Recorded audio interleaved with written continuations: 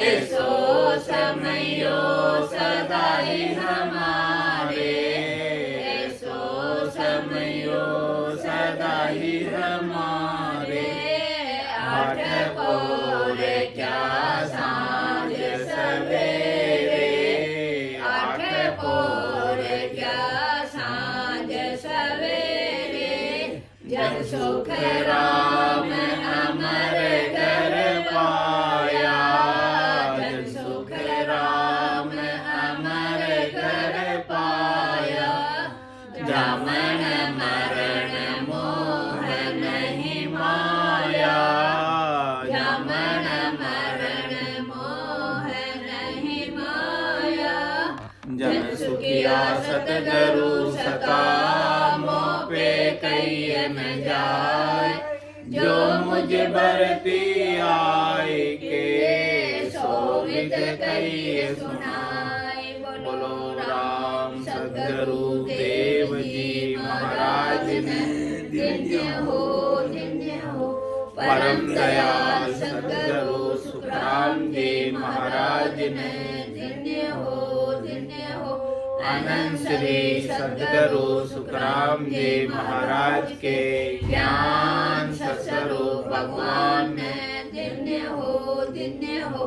केवली भगवंता ने, धन्य हो धन्य हो।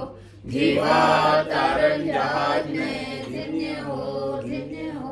मोक्ष के मालिका ने, धन्य हो धन्य हो। अनंत कोटि संतान ने, धन्य हो धन्य हो। राम सभा में राम राम सा, राम राम सा, राम राम सा। शरणों सतगुरु दयाल को, मुख हृदय हरि नाम। नित पत संगत साधु किया, जीवन मुक्त सुख राम। अणबे पद पर कास के, दायक सतगुरु राम। अनंत कोटि जन सहाय की, ताय करूं प्रणाम। सतगुरु को एको सब, मन कोई लेवे मान। तो सहज होते हैं संत दास, मुश्किल सो आसान। भक्ति भक्त भगवंत गुरु, चतुर नाम वपु एक। जिनके पद रज परसता, नासत विघ्न अनेक। सब धरती कागज करम, सब वन कलम कटाय। सात समुद्र शाही करूं, सतगुरु गुण लिखा न जाय। राम राम राम राम राम राम। आप सभी के अंदर विराजमान परमात्मा के पावन चरणों में प्रणाम। राम राम राम। आनंद श्री सदगुरु सुखराम जी महाराज की अणबे वाणी। सदगुरु सता काम भी चल रहा है। महाराज हमें सत्य की सता, अविनाशी की सता का बोध करा रहे हैं, जिस सता को हम भूले हुए। सदगुरु हमें सुमिरन के द्वारा याद दिला रहे हैं।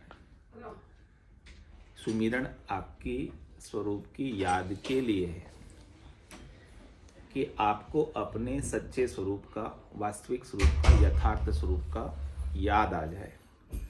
जहाँ भूल पड़ी है वो भूल ठीक हो जाए। बाकी सता कहीं गई नहीं है, सता कहीं आई नहीं है। स्वरूप आपका कहीं गया नहीं है, स्वरूप आपका कहीं आया नहीं है। सता का कभी लोप होता ही नहीं है। सता का लोप हो जाए तो वो सता है ही नहीं, वो तो फिर झूठी हो गई। जिसका लोप हो जाए वो झूठा होता है, सता थोड़ी होता है। सता का तो लोप ही नहीं होता, कभी होता ही नहीं।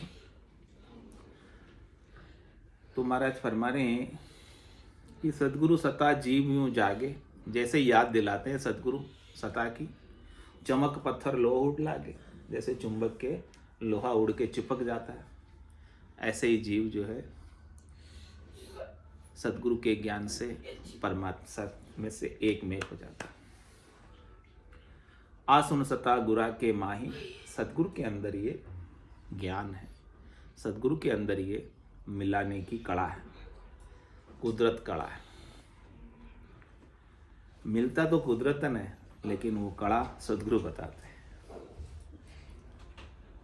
सद्गुरु मिलाते नहीं है, सद्गुरु बताते हैं केवल। हाँ, बताते हैं। मिलता गेबऊ है, मिलता कुदरतन है, इसलिए से कुदरत कला कहते हैं। तो आसुन सता गुरा के माही, ये सता गुरु के अंदर है, ये कला गुरु को पता है। उस कला से क्या फायदा होता है? जड़ पशुआ चेतन हो जाए, जड़ पशु भी चेतन हो जाता है। हम भी क्या हैं? सब जड़ पशु हैं, बस सींग पूछ नहीं है, बाकी तो है तो पशु ही।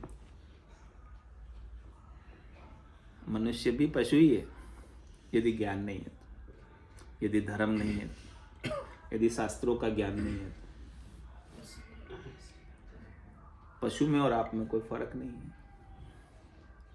पशु के लिए माता और बहन का कोई फर्क, स्त्री का कोई फर्क होता ही नहीं। तो ये धर्म किसने दिया? शास्त्रों ने दिया। तो जो धर्म को मानता है वो मनुष्य, जो धर्म को नहीं मानता है वो पशु। बाकी तो एक ही है दोनों। तो महाराज फरमा रहे हैं कि धर्म को मानने से पशु मनुष्य हो जाता है और आध्यात्म को मानने से मनुष्य परमात्मा हो जाता है। जड़ पशुआ चेतन हो जाए, उसे अपने चेतन स्वरूप की याद दिला देते हैं सद्गुरु, उसे अपने चेतन स्वरूप में लीन कर देते हैं, उसके चेतन की समाधि लगा देते हैं, सता की समाधि लगा देते हैं। सद्गुरु के अंदर ये कला है। और महाराज फरमाने की सद्गुरु सत्ता को झेलने के लिए कितनी मेहनत करनी पड़ेगी कि हमें मिल जाए, उसके लिए कितनी मेहनत है। बहुत मेहनत, बिना मेहनत के कुछ मिलता ही नहीं। मिलता है बिना मेहनत के? नहीं मिलता। तुम्हारे लिए सद्गुरु की सत्ता को झेलने के लिए भी आपको मेहनत करनी पड़ेगी। क्या मेहनत है? घर से चलकर यहाँ तक आना पड़ेगा। ये इतनी मेहनत तो आपको, हाँ, इसके बाद तो फिर सद्गुरु का काम, सद्गुरु के ज्ञान को श्रवण करने आपको आना, इतनी मेहनत तो आपको करनी पड़ेगी। इसके बाद किसका काम है? सद्गुरु सत्ता सहज शिष्य झेले। सद्गुरु सत्ता को झेलने के लिए उसे कोई सद्गुरु कष्ट नहीं देते, कोई तकलीफ नहीं देते, कोई शारीरिक क्रिया नहीं बताते, कोई दान तीर्थ व्रत उपवास तेला बेला कुछ भी नहीं बताते, बाहर का कोई उपाय नहीं बताते। सहज सहज में बिना ही प्रयास के भवसागर से पार लगा देते। ऐसे सद्गुरु कृपालु हैं, दयालु हैं, हमारे ऊपर ऐसी कृपा करते हैं,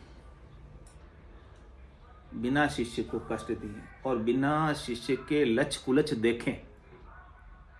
उसके लक्षण, शिष्य पापी है उसको ज्ञान नहीं देंगे, शिष्य पुण्य है केवल उसे ही ज्ञान देंगे, ऐसा भी सद्गुरु नहीं देखते।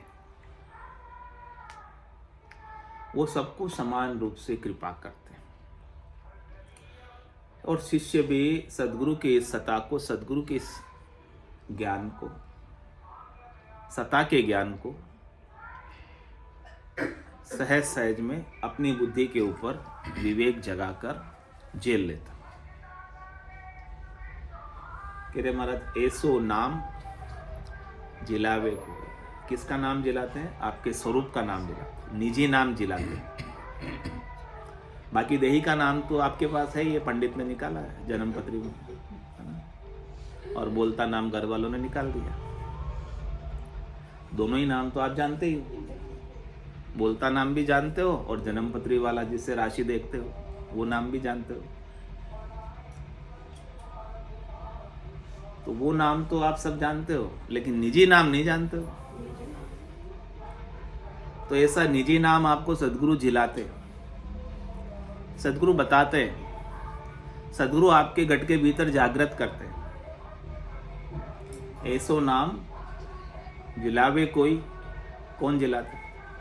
सदगुरु। और जिलाने का क्या लाभ होता है? कियोड़ा करम सबे रंगू। आज दिन तक के जितने भी किए हुए कर्म हैं, जितने भी पाप हैं, जितने भी अग हैं, जितने भी पुण्य हैं, उन सब का नाश हो जाता है। न पाप बचता एक और न पुण्य बचता एक। पाप पुण्य दोनिया सु न्यारा, भरम करम दोनिया सु न्यारा। जहाँ सु रहो लिवलाई, कै सुखराम राम बिन जग में सभी कर्म उपाय। पाप से भी अलग और पुण्य से भी अलग आपका जो स्वरूप है, उससे आपकी लिव, उससे आपकी सुरता, उसमें आपका ध्यान, ऐसे शब्द और सूरत का मेल सदगुरु कराते। तो ऐसा अद्भुत विलक्षण गुण सदगुरु की सत्ता में है कि सदगुरु सत्ता सहज शिष्य जेले, और जेलने के लिए उसे कोई कठोर तपस्या भी नहीं करनी है। घर छोड़ के जंगल भी नहीं जाना, वन में भी नहीं जाना, काम धंधा भी नहीं छोड़ना, घर का काम भी नहीं छोड़ना। सदगुरु कहते हैं हाथ काम मुख राम, हृदय सांची प्रीत, दरिया ग्रस्ती सादगी आई उत्तम रीत। कुछ भी नहीं छुटाते और देह के लिए भी कोई प्रतिबंध नहीं लगाते सदगुरु। ये खाओ, ये मत खाओ, ये करो, ये मत करो, ये भी नहीं कहते। सदगुरु तो कहते हैं कै सुखराम देही के ताई, करो सकल विद कारण नाही, मोक्ष काज विद एक नहीं चाहिए। सदगुरु शरण प्रीत कर रही। सदगुरु जो आपको ज्ञान दे रहे सता का, सदगुरु जो आपको ज्ञान दे रहे सर्वत्र होने का, सदगुरु जो आपको ज्ञान दे रहे अविनाशी का, सदगुरु जो ज्ञान दे रहे आपको अजन्मे का, अनंत का, अपार का, आघात का, अमाप का, अथाप का, उस ज्ञान से आपकी प्रीत लग जाए, प्रेम हो जाए उस ज्ञान से। यानी वो ज्ञान आपको अच्छा लगने लगे। प्रेम होने का मतलब हमें वो ज्ञान बहुत अच्छा लगे, सुनने में बहुत आनंद आए। अगम देश की अणबे ऐसी, सुनता ही सुख आवे, गरजे सबद सुदारस बरसे, भरम करम सब ढावे। हमारी चिंताएं, हमारे दुख, हमारे त्रास, हमारा मरने का भय ढहा जाए, खत्म हो जाए, नहीं रह जाए। ऐसा सदगुरु हमें अगम देश का ज्ञान देते, जिसकी गम इंद्रियों के द्वारा जीव कर नहीं सकता। उसके लिए सदगुरु की आवश्यकता होती है। इसीलिए सदगुरु नाम जिलाते हैं, सदगुरु नाम बताते हैं। तो सदगुरु सता सहज शिष्य जेले, बिना ही तपस्या के, बिना ही घर छोड़े, सहज सहज के अंदर घर बैठे ही सदगुरु आपको ऐसा ज्ञान जिला देते हैं और झेलने वाले के कर्म सब रद्द हो जाते हैं। और फिर क्या होता है? अरद उरद बिच रामत खेले। अब उसके श्वास और उश्वास के बीच, अरद उरद क्या? श्वास और उश्वास, आवती श्वास और जागती श्वास के बीच में राम नाम की रटना करना, उसके लिए क्या हो जाता है? खेल। बच्चों को खेलने में कितना आनंद आता है, ऐसे ही आपको राम नाम करने में आनंद आने लगे। आपके लिए राम राम करना रामत हो जाएगा, रमना हो जाएगा, खेलना हो जाएगा, आनंद का विषय हो जाएगा। भजन करना आपके लिए आनंददायक हो जाएगा। रटना आपको करनी नहीं पड़ेगी। बच्चों को खेलने के लिए कहना पड़ता है क्या कि तू खेलने जा। अपने आप ही भाग जाते हैं खेलने के लिए बिना ही कहे। मम्मियाँ रोकती रहती है, खाना तो खा ले, बोले बाद में आके खा लूँगा, अभी तो मुझे रमने जाना है, खेलने जाना है। ऐसे ही भजन में आपके जैसे बच्चों की खेलने में रुचि होती है, सदगुरु के द्वारा नाम जिलाने के बाद आपकी राम नाम में रुचि, नाम इतना मीठा लगे कि मुंह से छूटे नहीं, करना पड़े उसमें तो कष्ट, रटना चले नहीं चलानी पड़े उसमें तो तकलीफ है, दुख है, उसमें तो जबरदस्ती चला रहे। यहाँ जबरदस्ती का कोई काम ही नहीं है। महाराज ने सहज की कहा कि सदगुरु सता सहज शिष्य जेले, सहज में बिना ही कष्ट के। अब वो राम राम भी कर रहा है तो बिना ही कष्ट के, करना नहीं पड़ रहा है, हो रहा है, आनंद आ रहा है इसलिए हो रहा, छूटता नहीं, छोड़े तो छूट सकता नहीं।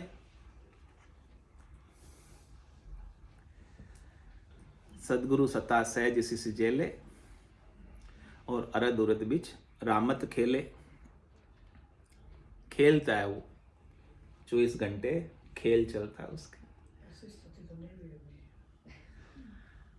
सदगुरु की कृपा से होती है ऐसी स्थिति, सदगुरु की दया से, मेहर से होती है। और फिर क्या होता है, सांस सांस रटे नित साई। नित, नित मतलब हमेशा, सदा। श्वास और उस सांस में साईं को, परमात्मा को ही याद करता। एक श्वास भी उसकी याद के बिना खाली नहीं जाती।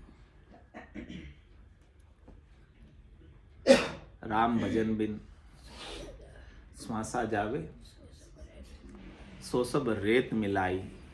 मन रे सिमिर सिमिर हलसाई, मन रे सिमिर सिमिर हलसाई। अब क्या स्थिति हो गई, करनी नहीं पड़ी, कृपा से हो गई। क्या हुई कि श्वास सांस रटे नित साईं। अब वो रटता है, रटना पड़ता नहीं है उसको, स्वतः ही रटता है।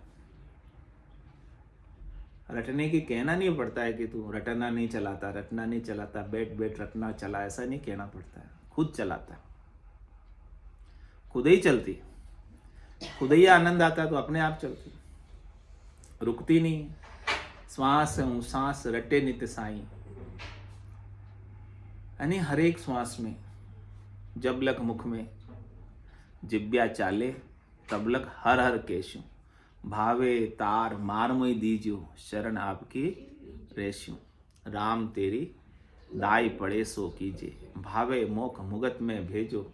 भावे दो जग दीजे, माने तो हरि भक्ति जो करनी। भजन अखंडित तेरो, मोख छियासु बिड़द बदे तो। काई बिगड़ सी मेरो, राम तेरी दाई पड़े सो कीजिए। ऐसी स्थिति हो जाती साधना करने वाले, भक्ति करने वाले जन की, जिनों के ऐसी सता की समाधि लग गई। तो श्वास सांस रटे नित साईं। और फिर इसको करने का क्या परिणाम होता है, क्या लाभ होता है, ऐसा नाम झेलने का, ऐसा ज्ञान श्रवण करने का, ऐसा राम नाम हमेशा रटने का क्या लाभ होता है। कुछ तो लाभ होता होगा राम राम करने का, होता है कुछ या नहीं होता, कुछ लाभ होता है। कह रहे महाराज, निर्मल नैन खुले गटमाई। चरम के तो आपके खुले हुए हैं, जिससे आपको संसार दिखता है, लेकिन आपके घट के भीतर भी नैन है, दिव्य चक्षु है, ब्रह्म चक्षु है। या नैना नहीं देखिया अजब अनुपम चैन, सुखराम सूरत नैन सु देख कर भाकत व बैन। आपके दिव्य चक्षु खुल जाते हैं, दिव्य नैन माया का खुलिया। ब्रह्म अखंडित सूझे, कै सुखराम ब्रह्म का खुलिया। परम धाम जब सूझे। तो महाराज फरमा रहे हैं कि आपके जो निर्मल नैन है ना, भीतर के दिव्य चक्षु, ज्ञान चक्षु, ब्रह्म चक्षु, सूरत चक्षु, ये सब निर्मल नैन है। इनमें मल नहीं है, विकार नहीं है। मल विकार इन नैनों में आता है, चरम चक्षुओं में आता है। दिव्य नैनों में नहीं है।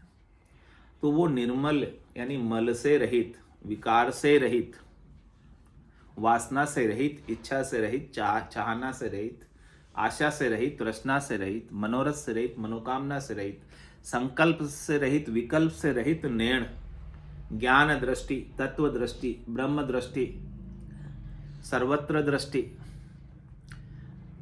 आपके घट में खुल जाती है। उसके बाद आपको कोई भला और कोई बुरा नहीं लगता। जब तक वो नैण नहीं खुलते तब तक हमें भला भी लगता है और बुरा भी लगता है। और कह रहे जब तक भला बुरा लगता है उसके साथ, भले के साथ आपका राग होएगा और बुरे के साथ आपका द्वेष होगा। और जब तक राग द्वेष रहेगा तब तक जन्मना और मरना जारी रहेगा। तो क्या पहचान है कि निर्मल नैण खुले कि नहीं खुले आपके घट में?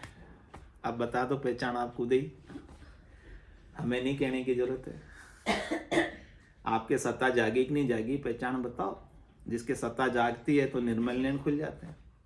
अब निर्मल नैण खुल जाते हैं तो राग द्वेष तेरी मेरी कछु नहीं धारणा, निरापक ज्ञान कथे और को समझावे है, ऐसी स्थिति हो जाती है। निरपक्ष हो जाता है, कोई पक्ष की बात ही नहीं, न तेरी न मेरी। उस ब्रह्म के लिए, उस परमात्मा के लिए कोई चोर नहीं है, कोई साहूकार नहीं है।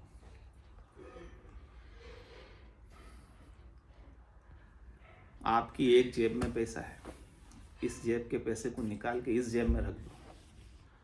दूसरी जेब ने जिसमें रखा है उसने चोरी की आपके पहले जेब की ना? नहीं की। क्यों? पहले जेब का पैसा गायब हो गया, दूसरी में आ गया, चोरी हो गई ना। पहले जेब के लिए तो अपने ही है। ये जेब चोर है, इसने चोरी की इस जेब की, नहीं की, दोनों ही अपने ही है, अपनी है। तो ब्रह्म के लिए सब अपने हैं, कोई चोर नहीं है, कोई साहूकार नहीं है, न भला न बुरा है, उसके लिए चोर भी बुरा नहीं है। इस जेब का पैसा इस जेब में आया।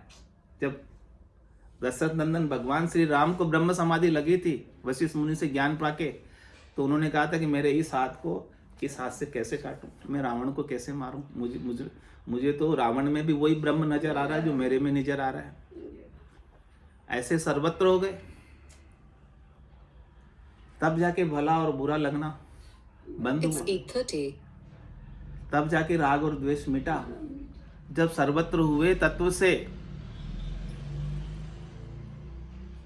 वो सद्गुरु की सत्ता में पराक्रम, सत्ता आपको तत्व का दृष्टि देती, तत्व का बोध कराती, तत्व का विवेक देती।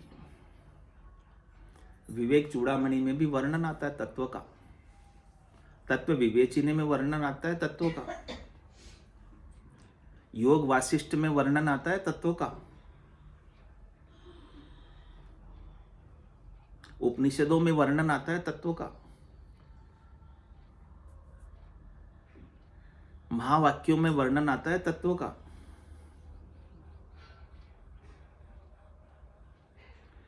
तो ऐसे तत्व दृष्टि, दिव्य दृष्टि, ब्रह्म दृष्टि, सूरत दृष्टि, ज्ञान दृष्टि जो सद्गुरु हमें दे रहे हैं, जो हमारे घट के भीतर हमारी बुद्धि पर जो दृष्टि जगा रहे हैं, विजन दे रहे हैं, वो विजन हमारे अंदर ब्रॉड हो जाता है, खुल जाता है। हम संकीर्ण से, सीमित से असीम हो जाते हैं। हमारी संकीर्णता, हमारा अहंकार, हमारा गर्व, हमारा गुमान, हमारा अभिमान, सीमित होने का अभिमान मिट जाता है। अहंकार हमेशा सीमित का होता है, अहंकार हमेशा थोड़े का होता है। असीम किसका अहंकार करेगा? असीम से कोई ज्यादा ही नहीं है, असीम से कोई कम ही नहीं है। हम किसी से ज्यादा होते हैं तो हमें अहंकार हो जाता है कि उसके पास नहीं है, मेरे पास है ना? ऐसा। अब जो असीम हो गया तो उसके पास तो सब कुछ हो गया, कुछ भी बाकी नहीं रहा उसके पास। अब वो किसका अहंकार करे और किससे तुलना करे अपनी, किससे कंपैरिजन करे और करके अहंकार करे? तो अहंकार भी ज्ञान होने के बाद मिट जाता। और अहंकार है, इसका मतलब ज्ञान हुआ ही नहीं, अभी सीमित ही है। असीम हो जाए तो अहंकार रहे नहीं। ऐसे निर्मल नैन हमारे भीतर खुले कि नहीं खुले अभी तक?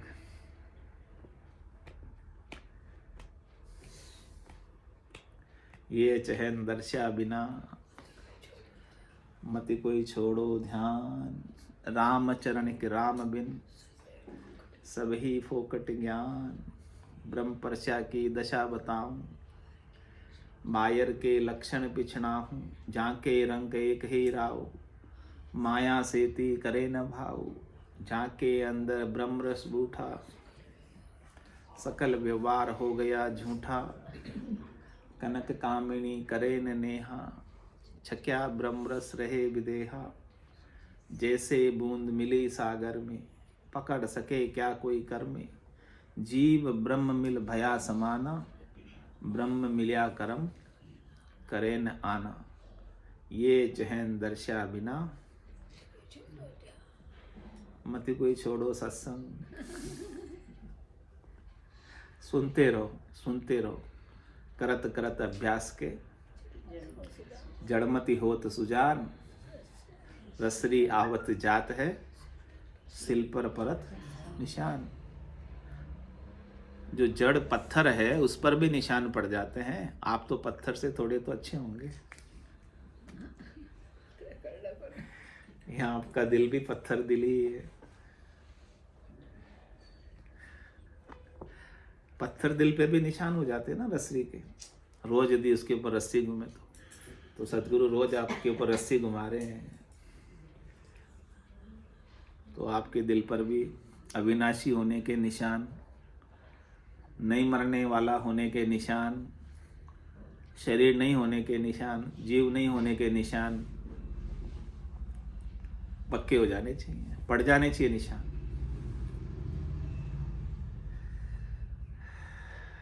तो निर्मल नैन खुले गटमाई, और जैसे निर्मल नैन खुल जाते हैं तो फिर क्या होता है? उगा सूर भया उजियारा, भरम करम मेट्या अंधियारा। सूर्य उदय हो गया, सूरज के उदय होने का क्या लाभ? उजाला आ जाता है, उजाला। और उजाला आने का क्या लाभ?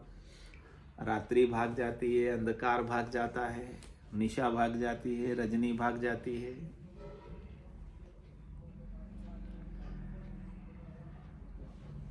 और निशा के भागने से निशाचर भी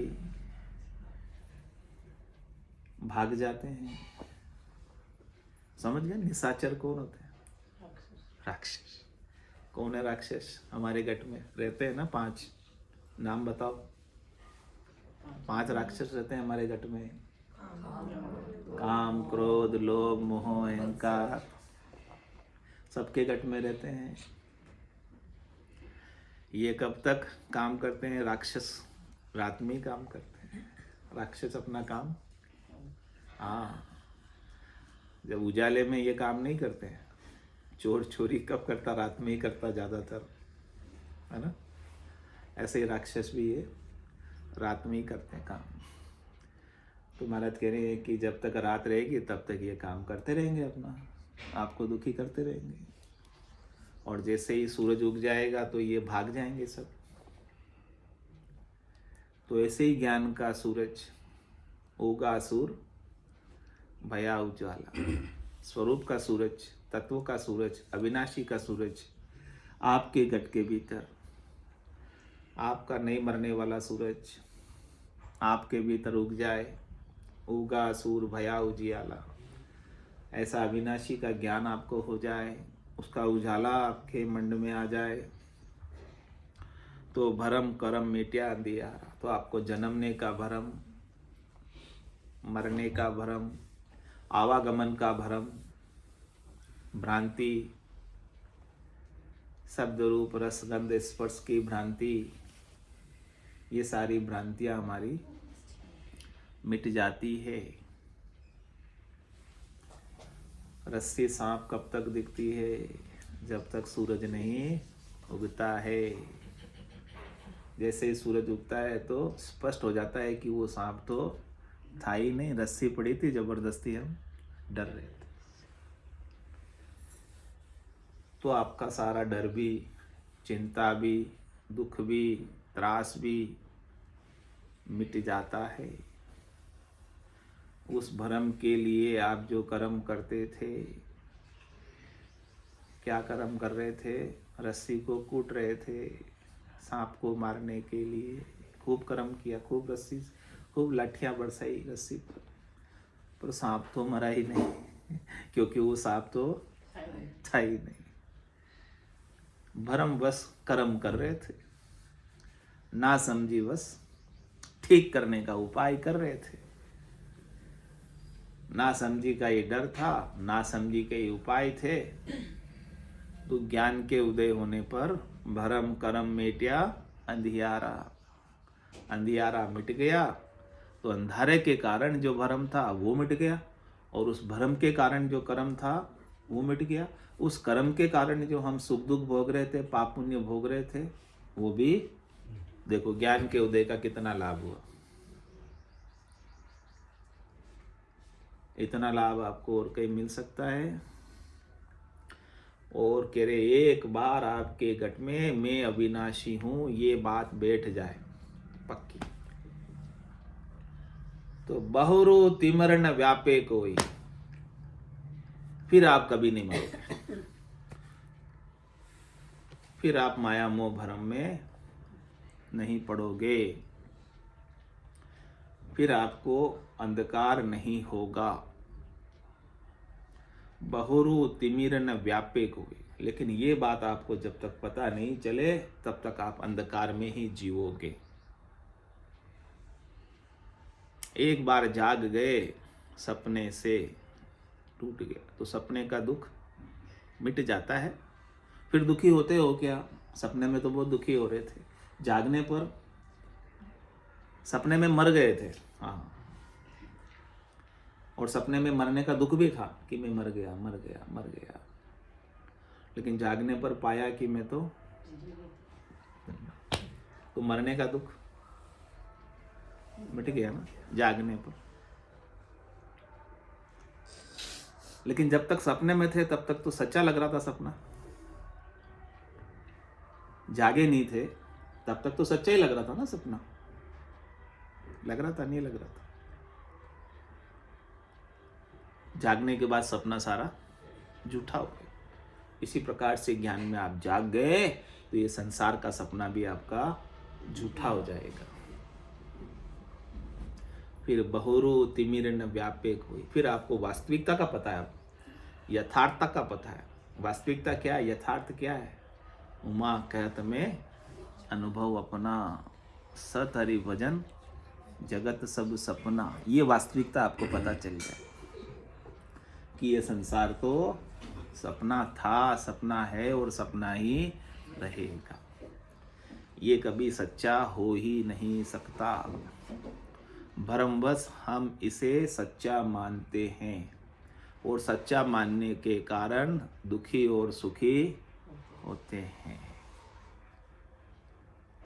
ये बात आपको सद्गुरु बता दे बस एक बार,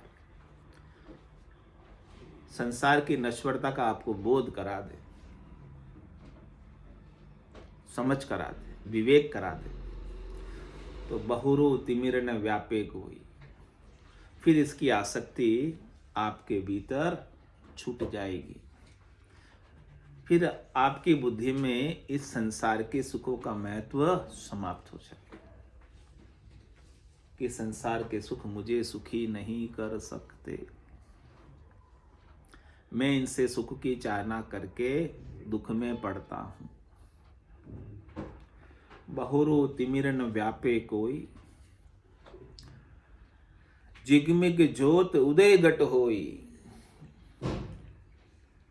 जिगमिग जिगमिग ज्ञान का प्रकाश आपके घट में हमेशा बना रहता है। ब्रह्म का विचार, तत्व का विचार, तत्व का बोध, स्वरूप का बोध, सत्य का बोध, अविनाशी का बोध हमेशा बना रहता है कि मैं अविनाशी हूं, मैं नहीं मरता हूं। कबीर साहब कहते हैं राम मरे तो मैं मरूं, तो राम तो कभी मरने वाले ही नहीं है, तो मैं कैसे मरूंगा। ऐसी ब्रह्म अविनाशी की जिगमिग ज्योत आपके घट में उदय हो जाती है। ज्ञान की ज्योत अमर ज्योत है, अमर फल है, अमी रस है, अमृत है। और कैसे है सदगुरु की सत्ता का ज्ञान। जो मुख दी से दर्पण माही, अरस परस सेवक हर साई। दर्पण का दृष्टांत दिया सदगुरु ने। जिस प्रकार से आपका मुख आप दर्पण में देख पाते हो, इसी प्रकार से आपके स्वरूप को आप सदगुरु के ज्ञान के दर्पण में देख पाते हो। सदगुरु आपको ज्ञान का दर्पण देते हैं, तब जाके आपको आपका स्वरूप दिखता है, यानी अनुभव में आता है, यानी लखने में आता है। दर्पण के बिना आप अपना मुंह नहीं देख सकते, मुंह पे क्या लग रहा है, बिना कांच में देखे पता नहीं चलता। इसी प्रकार से बिना सद्गुरु की सत्ता के ज्ञान के बिना आप अपने स्वरूप का बोध नहीं कर सकते।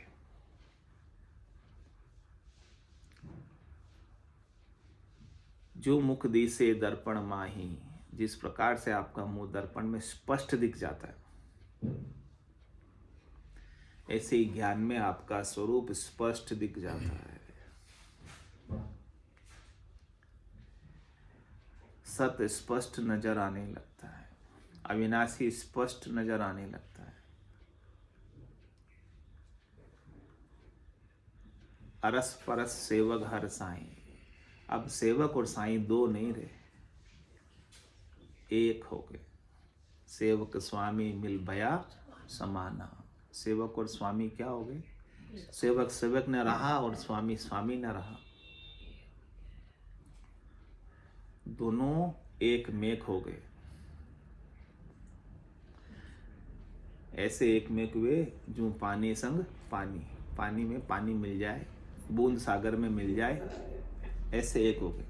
It's 8:45. जैसे बूंद मिली सागर में, पकड़ सके क्या कोई कर। बूंद थी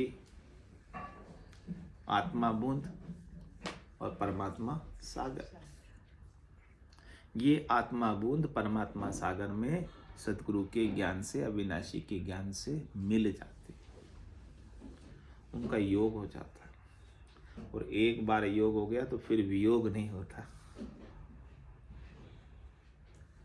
संसार के वस्तुओं का तो आपको संयोग होता है तो उसका वियोग होता ही होता है, लेकिन एक बार ये ज्ञान से आत्मा परमात्मा में मिल गई तो फिर इसका वियोग कोई कर नहीं सकता।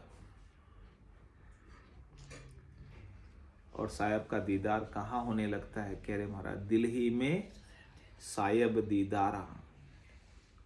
कहाँ मिलेंगे सायब आपको? तीर्थों में, कुंभ में। कहाँ मिलेंगे सायब? 68,000 कितना 68 करोड़ तीर्थ है भारत में। सब जगह जाओगे तब मिलेंगे ना, यहाँ थोड़ी मिलेंगे। यही मिलेंगे। जिन पाया जिन गटी पाया, बायर फिर जन्म गमाया। 68 को काहू को फिरिए, सूरत समेट नाम में धरी।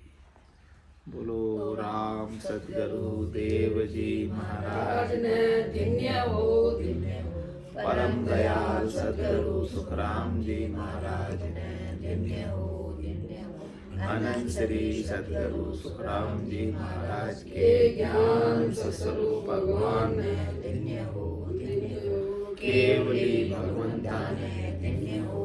जीवा तारण जहाज ने धन्य हो। मोक्ष के मालिका ने धन्य हो। अनंत कोटि संतान ने धन्य हो। राम सभा में राम राम सा राम राम सा राम राम राम राम।